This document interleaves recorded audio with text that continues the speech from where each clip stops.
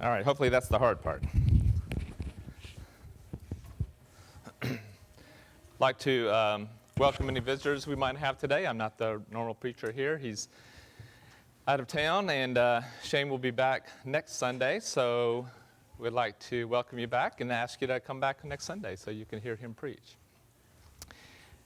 Shane likes to text, so he texted me one day. Let's see. It's been a little while ago. He texts me a lot. So, hey Pat, I mentioned a few weeks ago that I think the church would benefit from hearing a lesson from you. Do you have anything in mind that you'd like to speak about? So, the only thing I could think of is that I think Shane was mistaken thinking that my mom went here. Because I'm not sure how many people have actually gone to him and said, I'd like to hear me speak. But pretty much, I think anyone that comes and preaches, I think everyone can have something of value. So what I'm hoping today is that if you take away anything that you think is something of value today, I think our time will have been well spent. And I'm going to keep with the theme that we've been talking about rise up and build. This quarter, we've been talking about building up our faith. So I would like to look at some characters in the Old Testament that I think have some attributes, specific attributes that I would like to talk about today, that I think will be something that if we implement that in our lives, it will definitely help us to build up our faith. So I'd like to look at Joshua 1, will be where we start. In Joshua, in 1, Moses had just died. And Joshua is now installed as the leader of the people. And God had talked with him.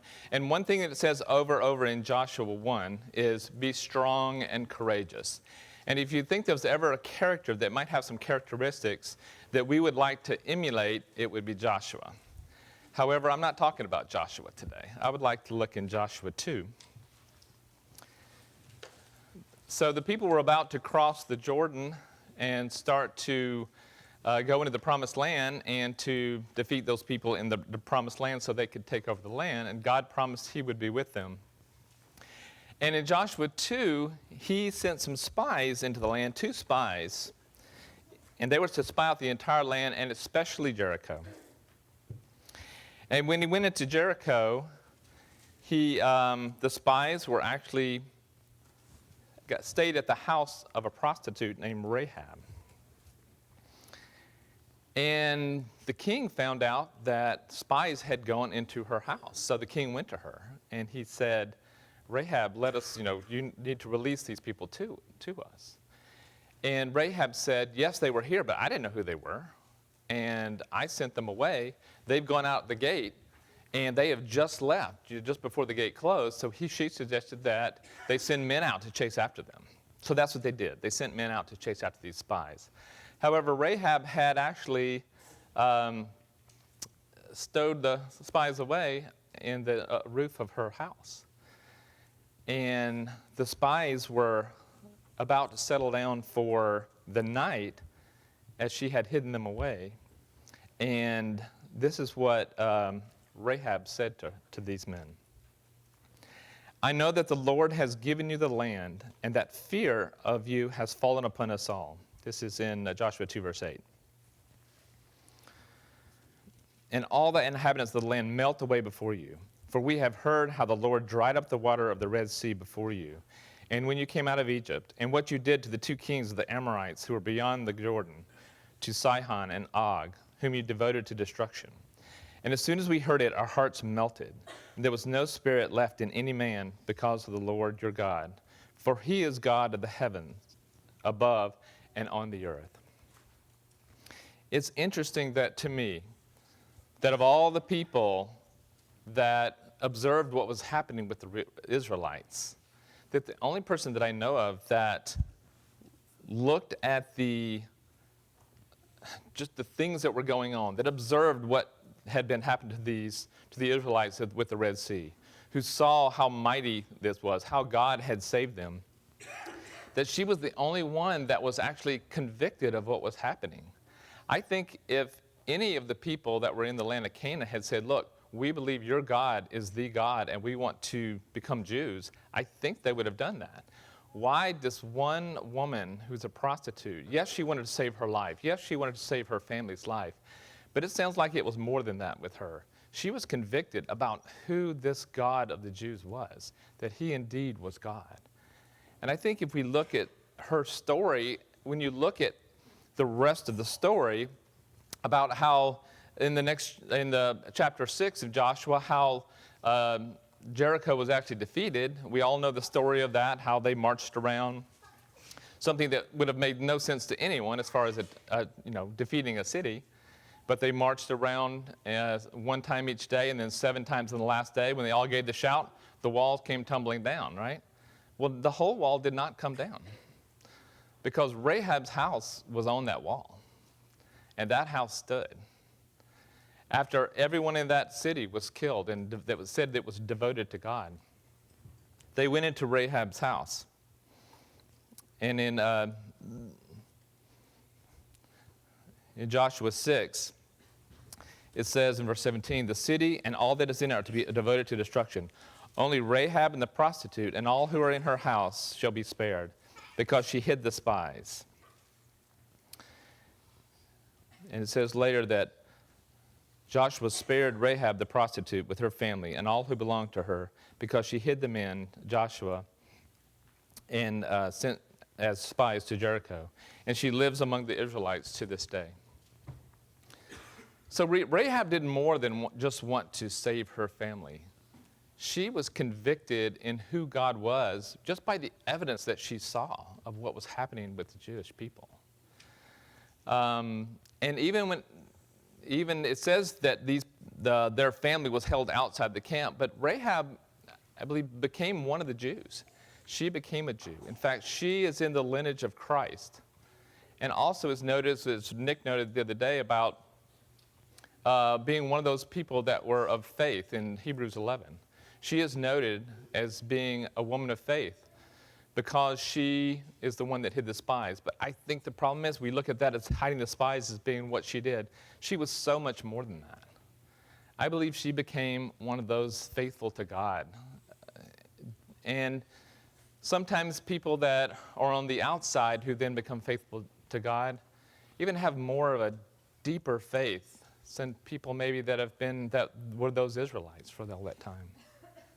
But she was convicted by the evidence, and that's exactly what we should be to Christ. We should be convicted by the evidence. And I think a perfect example of that was Cornelius. When Peter came and talked to the household of Cornelius, what Peter said to them was he was convicting them of who Jesus was. And it should be the same feeling we should get when we're convicted of who Jesus is.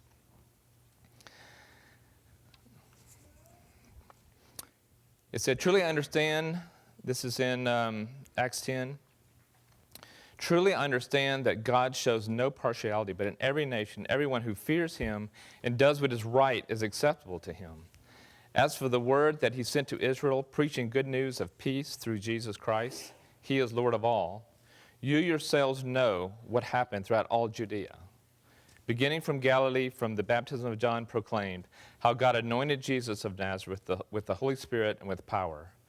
He went about doing good and healing all who were oppressed of the devil, for God was with him. And we are witnesses of all that he did, both in the country of the Jews and in Jerusalem. They put him to death by hanging him on a tree, but God raised him on the 3rd day and made him appear. Not to all people, but to us who have been chosen as witnesses, who ate and drank with him after he arose. And he commanded us to preach to people and to testify that he is the one appointed by God to be judge of the living and the dead. To him all the prophets bear witness, that everyone who believes in him receives forgiveness of sins through his name. So when we're convicted, just like Rahab was convicted of who God was, when we're convicted of who Jesus was, who Jesus is, and what he did, we do that because of evidence. We do that because there were witnesses. We do that because not only were there witnesses of him before he died, but witnesses that actually ate with him after he arose. And also the prophets also bear witness of him, as you can read in the prophets about all the prophecies about Jesus. So one of the characteristics that we need to have is the same one that Rahab had, is we need to be convicted in what we believe based on the evidence that we have and the evidence that we believe. The next character I'd like to turn to is Ruth.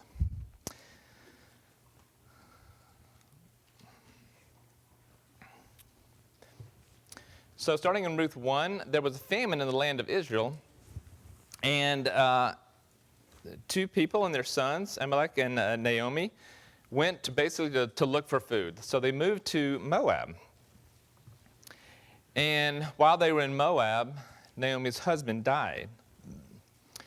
But her sons had married there, and they had lived there 10 years. I guess this famine had lasted a while. They had lived there 10 years, and then both of her sons died.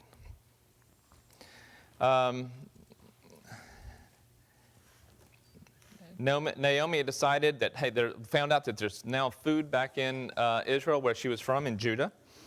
And so she decided to go back. And on her way, as she packed up from where she was, she told her daughters, she said, listen, why don't you go back to your family, and then maybe you can find a way to survive there, that you can get husbands there, and that you can rebuild your life. And finally, she convinced one of the daughters to go back. Ruth, on the other hand, she could not convince to go back. She told Ruth, go back to your family and go back to your gods. But Ruth replied to her, this is in Ruth 1:15, look, said Naomi, your sister-in-law is going back to her people and her gods. Go back with her. But Ruth replied, don't urge me to leave you or to turn back from you. Where you go, I will go. Where you stay, I will stay. Your people will be my people, and your God, my God. Where you die, I will die, and there I will be buried. May the Lord deal with me ever so severely, if even death separates you from me. If you look at Ruth, the thing that stands out to me, especially in this statement, is her loyalty to her mother-in-law. Not just to her mother-in-law, too, but also to God. I'm sure that Ruth had a lot of influence on both of her daughter-in-laws, teaching them about God, teaching about who he was, even though she was a foreigner from Moab. And Ruth also committed herself, not just being loyal to her mother, but also her loyalty to God. Naomi then returned, as the story goes, back to Judah, and they were basically destitute. A widowed woman at that time would not have had any basic means of support. And so Ruth one day says she's going to go and glean in the field, which basically means she's going to go figure out a way to get food.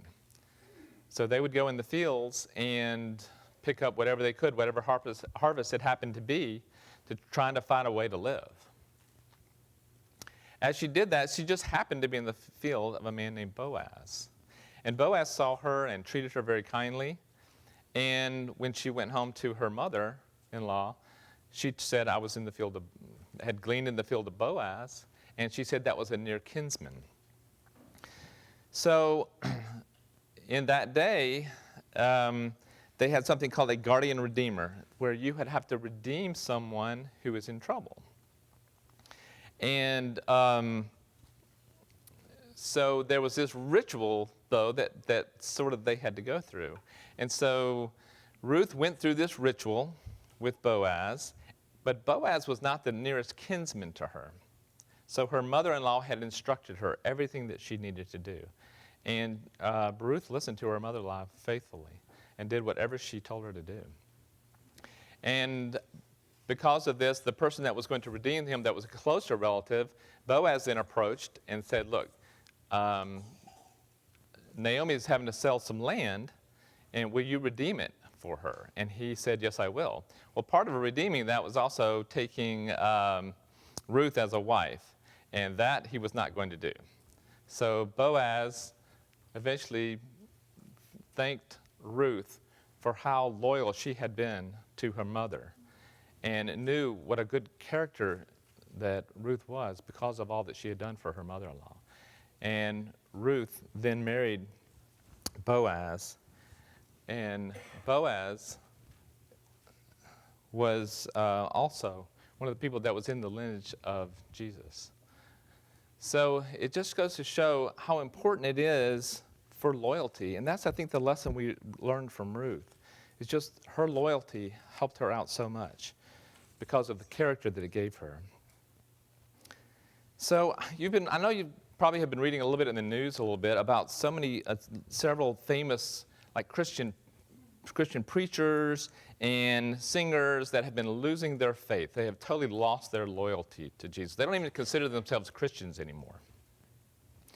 And I think one thing about loyalty is easy when it's untested. True loyalty is loyalty that's tested. And we have things that test our loyalty. Some of the things that test our loyalty are things like things in the Bible that are just difficult to understand. Sometimes people lose their faith, they lose their loyalty to Christ because they just can't come to an understanding of that. They don't understand things in the Bible. Sometimes God's principles conflict with things that we want to do. And people lose their loyalty to Christ because they don't let God's will rule their lives. Sometimes bad things happen to people, and they lose their loyalty because things are not going well in their life. Or they look at the world and they see things that, like suffering and things like that, and don't understand that. And so they lose their loyalty to God. But I think when you are talking about loyalty, you need to go back to what initially are we loyal to? In John 6, Jesus had just fed the 5,000, and after that, he started talking about himself being the bread of life.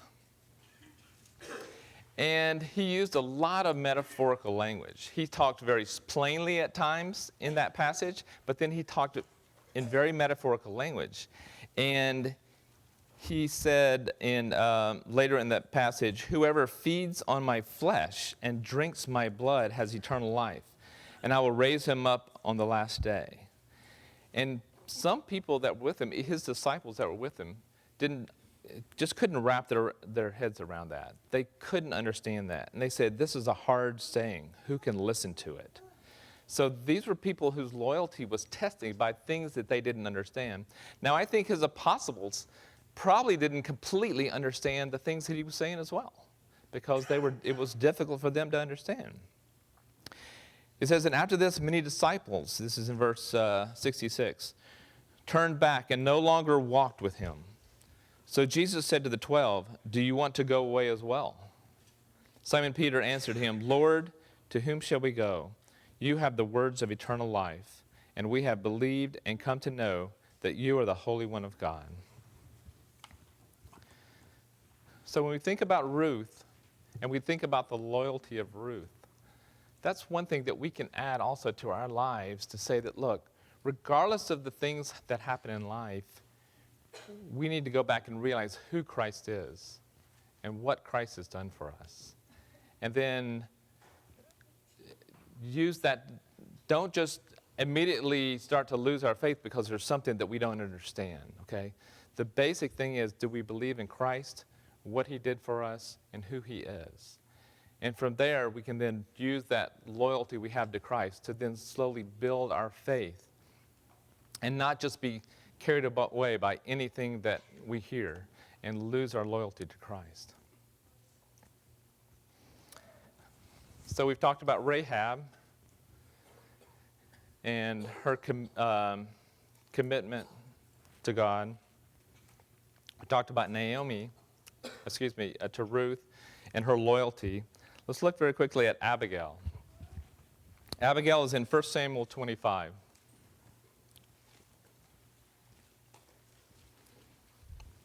In chapter 24 of 1 Samuel, David had just spared Saul's life in the cave, if you guys recall that.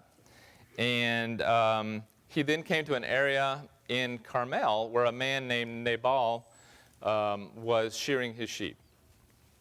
Nabal was a rich man, but they have so many different bad adjectives to describe him in these passages. Harsh, badly behaved, wicked. He was called a fool. He was just not a good man. And David was in the area, and while they were shearing the sheep, his men had protected the sheep. Not only protected the sheep, but also protected the men that were shearing the sheep. I guess because they were at risk for losing some of their the sheep and losing some of the men because people would come and try to steal those sheep.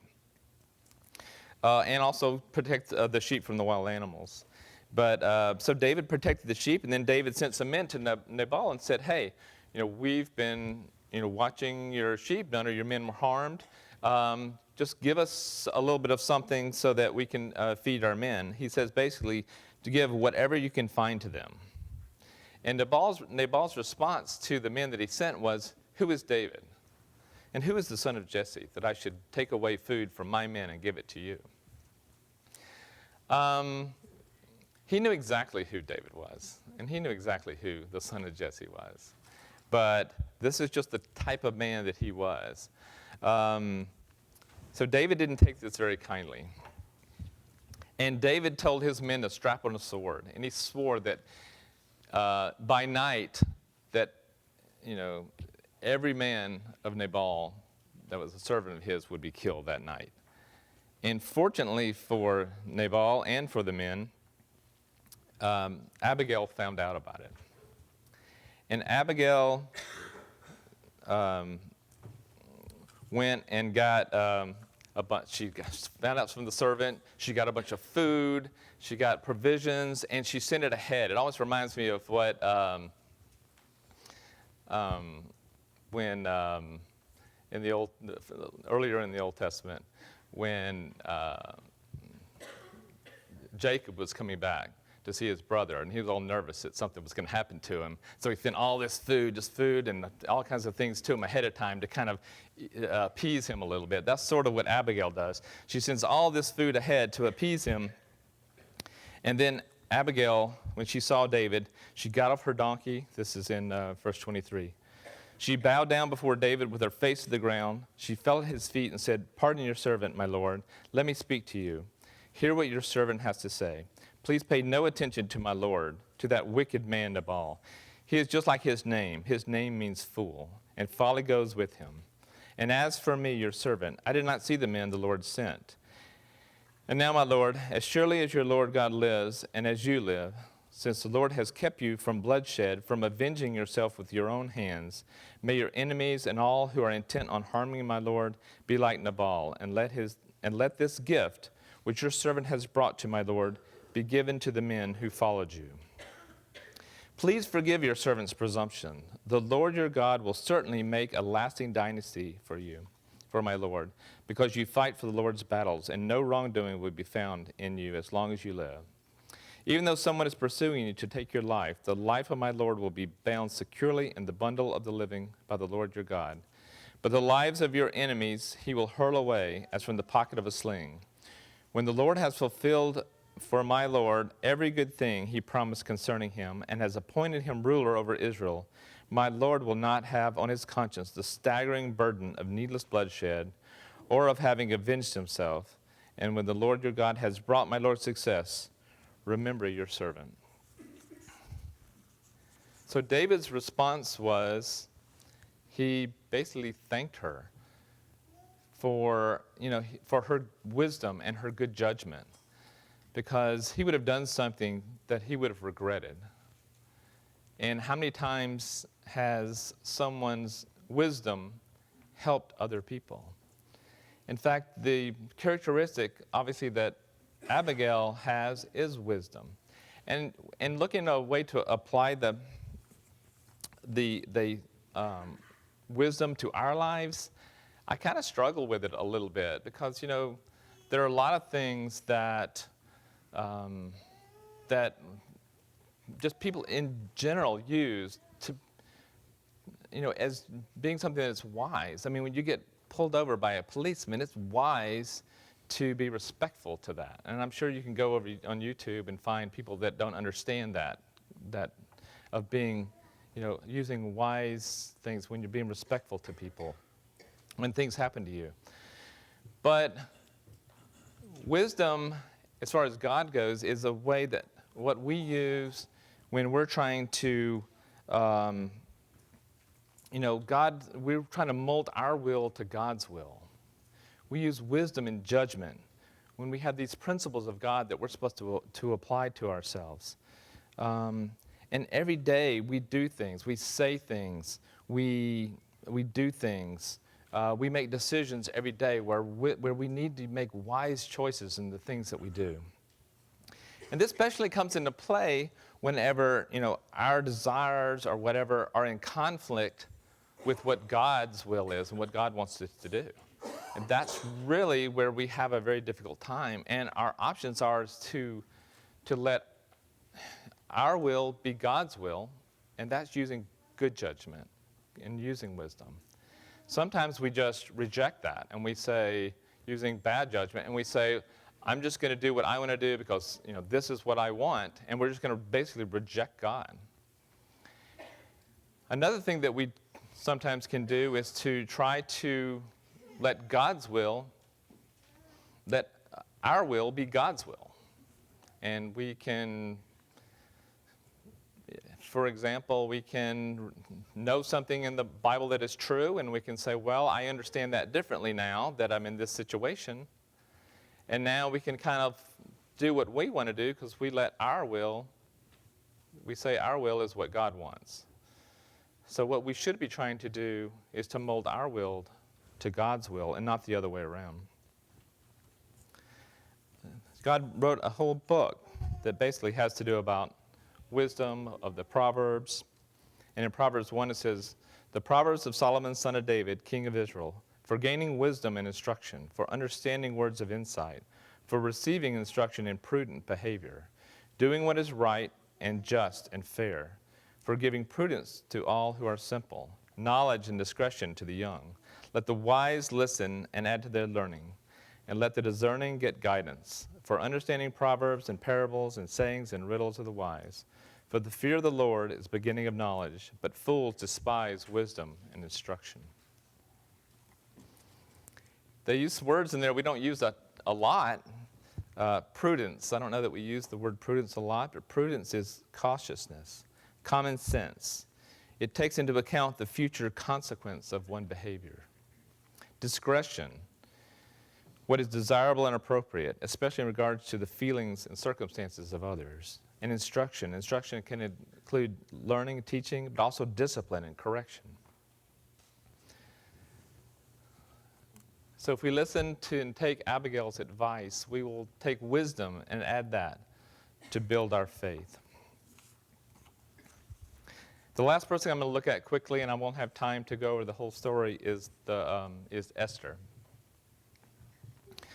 At the time, the king of the Medes and the Persian was Ahasuerus. Another name for him is Xerxes, and I'm going to use Xerxes because I can pronounce it easier. So Xerxes was the head of the kingdom. He had a big feast, and at the end of the feast, he invited the queen to come, and for whatever reason, the queen decided not to come. And because the queen didn't come, the king got just furious, couldn't control his anger. So he went to his people advisors and asked him what to do. And he said, well, you need to remove your queen. Her name was Vashti, as being queen. And then they advised him, why don't you have a contest over all the land? Basically, it ended up being a beauty contest to see who would be the next queen, the queen that would serve you the way that she should. That queen, after it took months, it says when they took all these women from all over the province and brought them in, Esther being one of those, who was the cousin of Mordecai. Mordecai had, as we remember, had raised her as a child because her parents had died. But Esther, they did 6 months of certain types of beauty treatments and then 6 more months. So it took a long time before she was actually presented before the king. But then she was the one that was selected because of her beauty and because she was favored by a lot of the people. She was selected. And Mordecai had got into trouble with a man named Haman because Mordecai would not bow down to him. And Haman was intent on having Mordecai killed. But he thought, I don't want to just have Mordecai killed. I want Mordecai and all the Jews killed.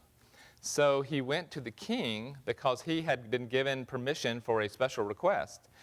And he said, what I want is to have all the Jews in your land because they're troublesome people. He said, I want to have them all killed on a specific day. And the king gave him his ring and said, do with these people as you like. And so every Jew was then going to be killed. Well, the plot became, obviously all the Jews were mourning. And Mordecai thought, well, I will get hold of Ruth and see if she can't petition on our behalf. Excuse me, I said Ruth, I meant Esther. So Esther was having conversation back and forth with Mordecai. And so Mordecai said, hey, look, you need to help the Jews. You're in a very good position where you can help us. And then she instructed him, this is in Esther 4, verse 10 through 16. Then she instructed him to say to Mordecai, all the king's officials and the people of the royal province know that for any man or woman who approaches the king in the inner court without being summoned, the king has but one law, that they be put to death unless the king extends his gold scepter to them and spares their lives. But 30 days have passed since I was called to see the king. It says, when Esther's words reached Mordecai, he sent back an answer. Do not think that because you are the king's house, you alone of all the Jews will escape. For if you remain silent at this time, relief and deliverance for the Jews will arise from another place. But you and your father's family will perish. And who knows but that you have come to this royal position for such a time as this? Then Esther sent the reply to Mordecai, go, gather together all the Jews who are in Susa, and fast for me. Do not eat or drink for 3 days or nights, and I and my attendants will fast as well. When this is done, I will go to the king, even though it is against the law, and if I perish, I perish. That's a very uncomfortable position for her to be put in, but,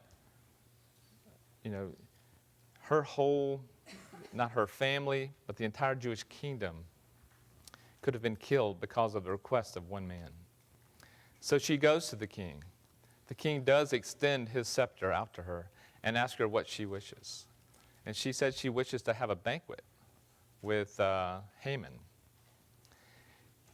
And he goes to the banquet, and Haman is feeling ecstatic about the fact that he got to go to a banquet with only the king and with Esther. As he left, he was bragging about all the things that he had, and the only thing that he was upset about was Mordecai, this man who refused to bow down to him. And so he had a pole, a 50-cubit pole set up. And so, especially with the Medes and the Persians, to show everyone that if you're not on good terms with the king, and what they do is sometimes they kill you and then have you placed on a pole, have basically a stake driven through you high in the air. And that's to show to all the people that this is what happens to the man who goes against the king. And so Mordecai had a pole set up, and he wanted to go approach the king the next day and say, hey, I want this to happen to Mordecai.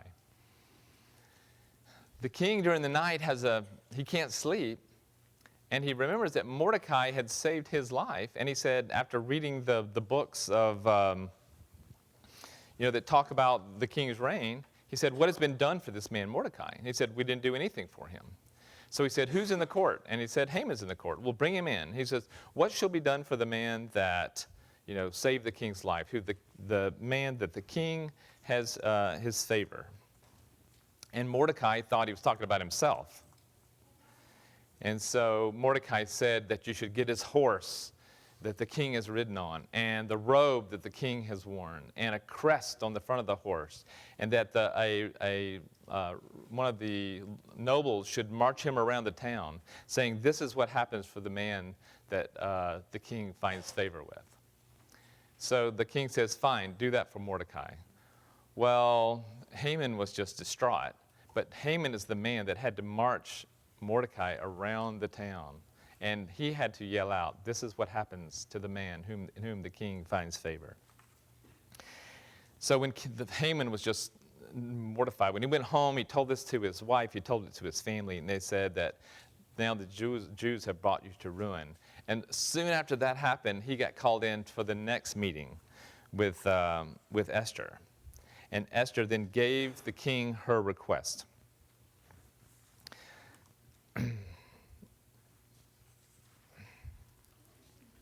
So the queen says in 7:3-6, then the queen Esther answered, if I have found favor with you, your majesty, and it pleases you, grant me my life. This is my petition. And spare my people. This is my request. For I and my people have been sold to be destroyed, killed, annihilated. If we had merely been sold as male or female slaves, I would have kept this quiet, because no such distress would justify disturbing the king. King Xerxes asked Queen Esther, who is he? Who is he, the man who dared to do such a thing? Esther said, an adversary, an enemy, this vile Haman. Then Haman was terrified. So Haman, Esther, and the king were there together at this banquet. And this is what Esther says her request is to the king. He's so angry he has to leave the room. The king is so angry he has to leave the room. And Haman is pleading for his life with Esther. So he falls across her. She's laying on a couch, and he falls across her on the couch. The king comes back in and says, what, is this man going to molest my wife in my presence? So he takes the man out. The first thing they do is they put a bag around his head, basically a sackcloth around his head. They take him out, and they drop him on that stake that he had prepared for Mordecai. So to me, this just shows, and of course, as the story plays out, even though the king had said that all the Jews were going to be killed, he let Mordecai and Esther come up with another edict that the Jews would be able to protect themselves.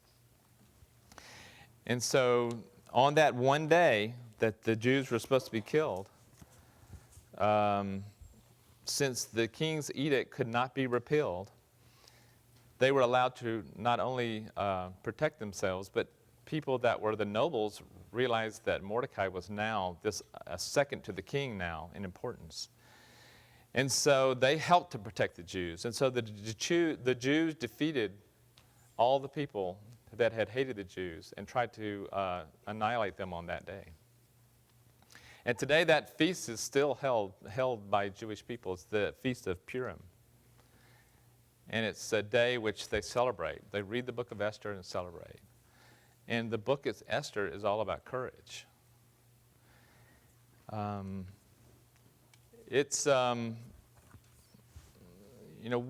not going to have to, most likely, have to risk our lives for the courage to stand up for Jesus. Or as Shane had mentioned earlier in his talk about God, to brag about God. But the things that we have to have courage to do is to speak up when we need to speak up and to say no when we need to say no. There's so many times where we have opportunities to speak up when there's a religious conversation going on at work or at school or somewhere else where we don't say anything, and we can join in that conversation and maybe influence people for good. And there's so many times where we wish we would have said no, and we do things that we shouldn't have done. And we don't have the courage to stand up and do the things that we know that are right. So if we look at these women, and all of these that I've talked about today were women, and look at their lives, Rahab and her conviction, Ruth and her loyalty, Abigail and her wisdom, and Esther and the courage she had to go to the king and plead for her people. These are all characteristics that we all need to add. If we can add all of these characteristics to our lives, how much would we build our faith up by looking at these faithful women of the Old Testament? And as we close, there are people that I've heard more than a few people say, you know what, I believe in God, I believe in Jesus and who he is, but, I'm not sure that I can do this.